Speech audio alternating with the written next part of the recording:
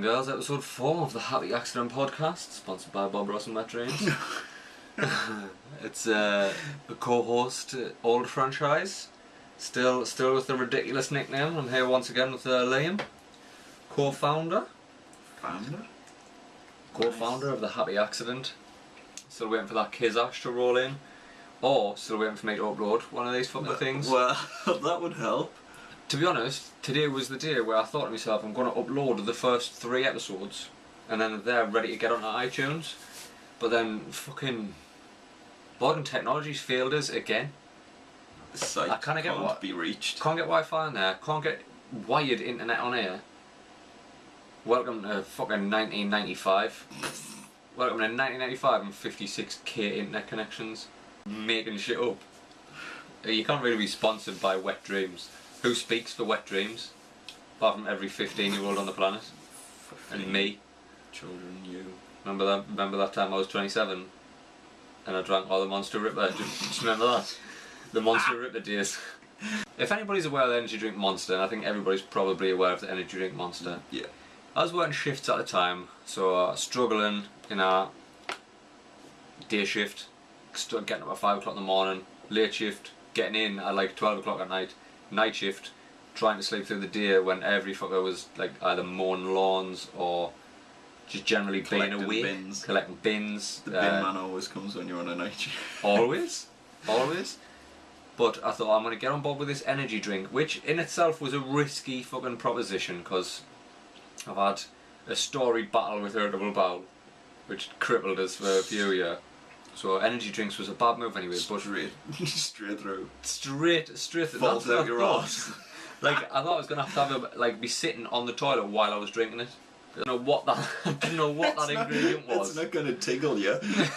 I didn't know what that ingredient was, but it was delicious. And after drinking like possibly 2 cans a day for a prolonged period of time, that's bad shit. I needed it to get through.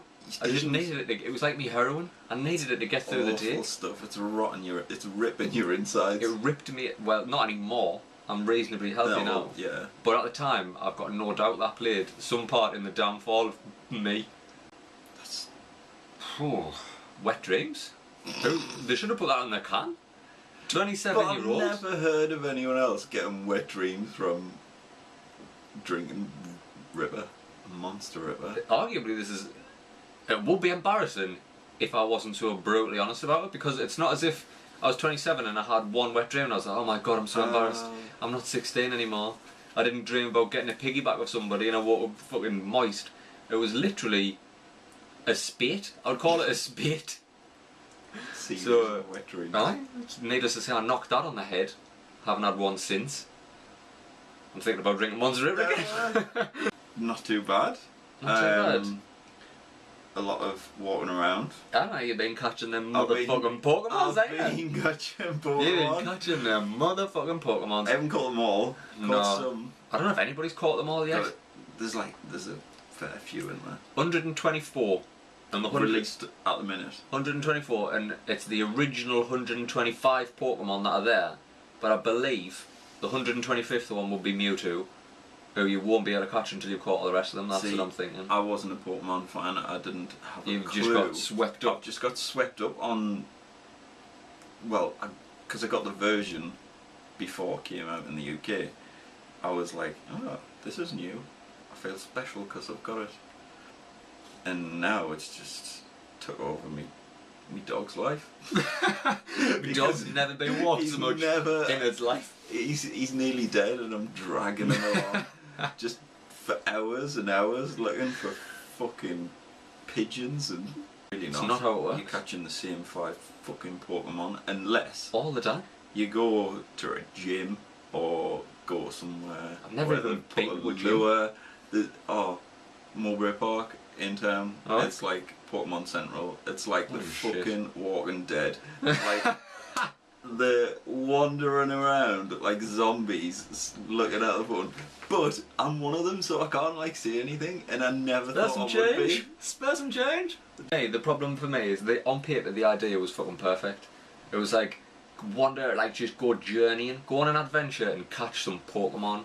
And then I realised actually Though the only 3 places I ever am, 99% of the time, is work, the gym, this house. It's Pokemon's banned from my work. It's got that serious that most of the staff were standing at the front of the shop trying to catch Pokemon. Just ignoring customers. Get on Nintendo. What a comeback for Nintendo. Genius. Absolute genius. Is a fact for you, me being a huge gamer, no secret. We're trying not to talk about it on the Happy Accident because it's just me who's got this guy. It's I could essentially sit here by myself and do it. But the E3 podcast. Welcome to the E3 podcast with me while somebody sits and listens. Shares in Japan have never been higher since they launched the Famicom. What? The Famicom is essentially the NES. The Right. NES for the unwashed, for the unclean. It's like NES, SNES, Famicom. It's that era. The shares have never been higher. Reported earnings of $14 million. If you'd have said like 3 weeks ago that this was going to happen, I'd have went, nah. You're full of shit. Nah. And it's happened so quick. There's just everyone. It's mental. I'm gonna be brutally honest with you.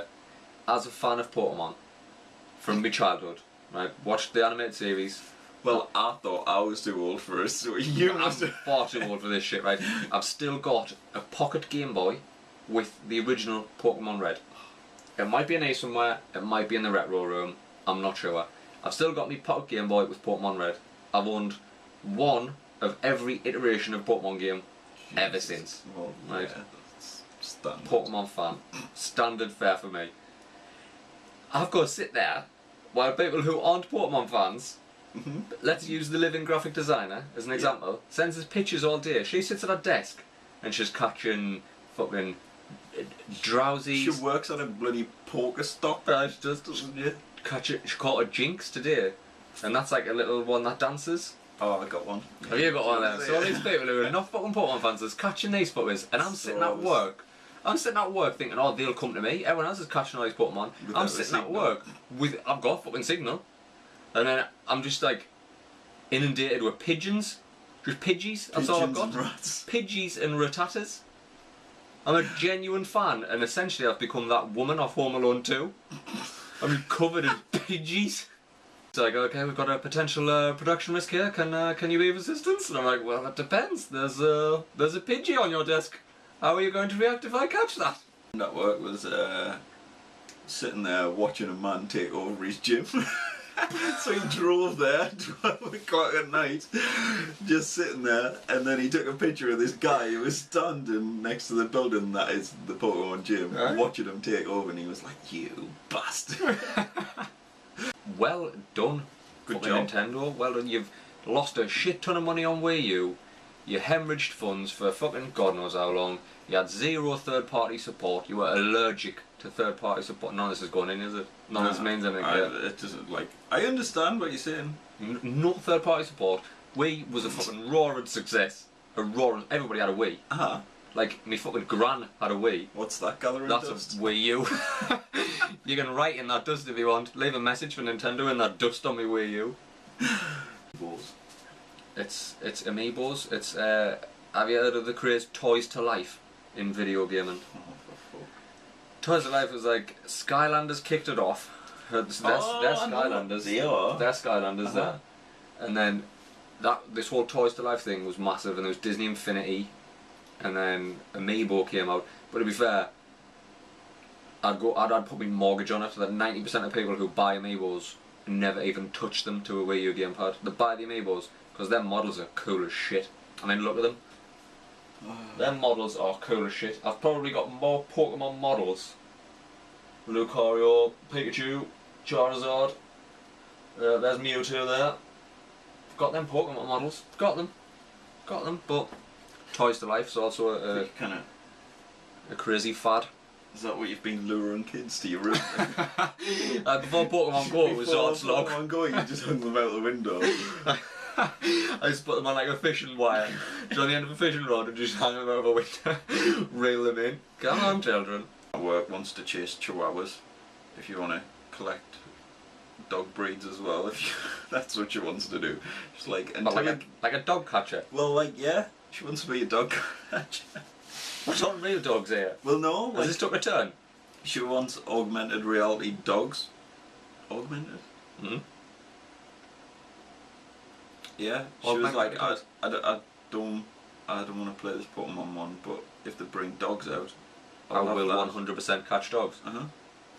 See, there's a It's certain the future. There's a certain non-criminal element to catching fictional creatures, whereas if you've just got a chihuahua, Mhm. it might encourage people to get, you know, like a gateway drug. Oh yeah. Like what if an augmented reality dog catcher game was a gateway game into real life dog capture? Because that's a thing. People's dogs do get kidnapped. Aye, people kidnapping pets and People holding them stealing ransom. pets and reselling them and shit, which is fucking awful. Because pets is like little members of the family.